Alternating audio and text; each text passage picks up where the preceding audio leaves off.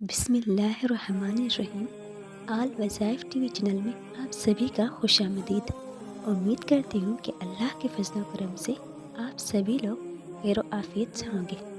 इस दुआ को जिस मतलब के वास्ते पढ़ा जाए वो दुआ कबूल होने से कोई नहीं रोक सकता। सारी दुआ कबूल करवाना चाहते हैं तो ये वजीफ़ा लाजमी करें, लेकिन उससे पहले दुआ मांगने की फजीलत का बयान सुनते जाएं। हदीस शरीफ में आया है कि रसूलुल्लाह सल्लल्लाहु अलैहि वसल्लम ने इरशाद फरमाया, दुआ मांगना बढ़िया इबादत है। फिर आप सल्लल्लाहु अलैहि वसल्लम ने बतौर दलील कुरान करीम की ये आयत तिलावत फरमाई, वक़ाल रब्बुकुम उदऊनी अस्तजिब लकुम इन्नल्लज़ीना यस्तकबिरून अन इबादती सयदखुलून जहन्नम दाखिरीन। और तुम्हारे रब ने फरमाया है, मुझसे दुआ मांगा करो, मैं तुम्हारी दुआ कबूल करूँगा। बेशक जो लोग अज़राह तकब्बुर में मेरी इबादत से ताबी करते हैं वो ज़रूर जहन्नम में दाखिल होंगे ज़लील ख्वार होकर। एक और हदीस में आया है कि रसूलुल्लाह सल्लल्लाहु अलैहि वसल्लम ने इरशाद फरमाया, तुम में से जिस शख्स के लिए दुआ का दरवाज़ा खोल दिया जाए, यानी दुआ मांगने की तौफीक दे दी गई, उसके लिए रहमत के दरवाज़े खोल दिए गए।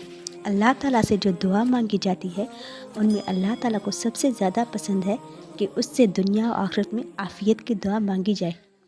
इस हदीस के बाद तरक में फ़ुतिहतो लहू अब्वाबुल जन्नत, इसके लिए जन्नत के दरवाज़े खोल दिए गए। और बाज़ तरक में फ़ुतिहत लहू अब्वाबुल इजाबत, इसके लिए कबूलत के दरवाज़े खोल दिए गए हैं। आया है तीनों अल्फाज का मतलब एक ही है। एक और हदीस में आया है कि रसूलुल्लाह सल्लल्लाहु अलैहि वसल्लम ने इरशाद फरमाया, दुआ के सिवा कोई चीज़ क़ज़ा तकदीर के फ़ैसला को रद्द नहीं कर सकती और नेकी अमल खैर के सिवा कोई चीज़ उम्र को नहीं बढ़ा सकती। एक और हदीस में आया है कि रसूलुल्लाह सल्लल्लाहु अलैहि वसल्लम ने इरशाद फरमाया कि क़ज़ा कुदरत से बचने की कोई तदबीर फ़ायदा नहीं देती।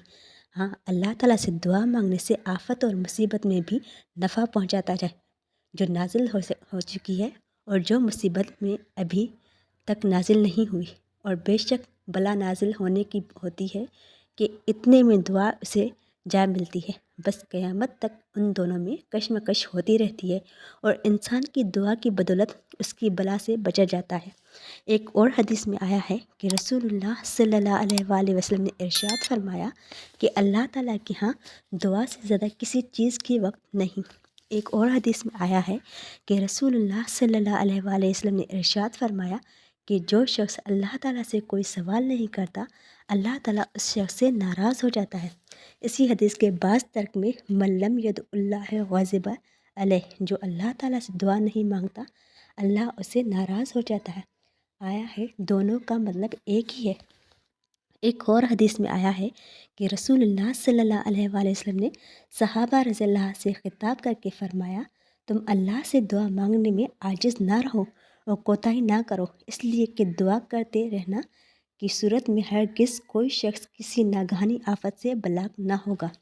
एक और हदीस शरीफ में आया है कि हज़रत सल्लल्लाहु अलैहि वसल्लम ने इरशाद फरमाया, जो शख्स ये चाहे कि अल्लाह ताला उसकी दुआ सख्तियों और मुसीबतों के वक्त कबूल फरमाए तो उससे चाहिए कि वो फराखी और खुशहाली में भी कसरत से दुआ मांगा करे।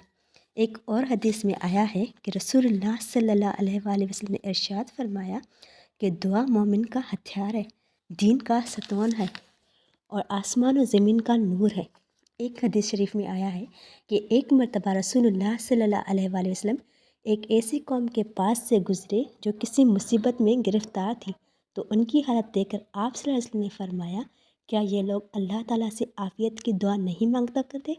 एक और हदीस शरीफ में आया है कि रसूलुल्लाह सल्लल्लाहु अलैहि वसल्लम ने इरशाद फरमाया कि जो भी मुसलमान किसी चीज़ के मांगने के लिए अल्लाह ताला की जानिब अपना मना उठाता है और दुआ मांगने से अल्लाह ताला की उसको वो चीज़ ज़रूर देते हैं, या वही चीज़ उसकी अल्फोज देते हैं, या उन्हें के वास्ते दुनिया और आखिरत में उसका ज़ख़ीरा कर देते हैं।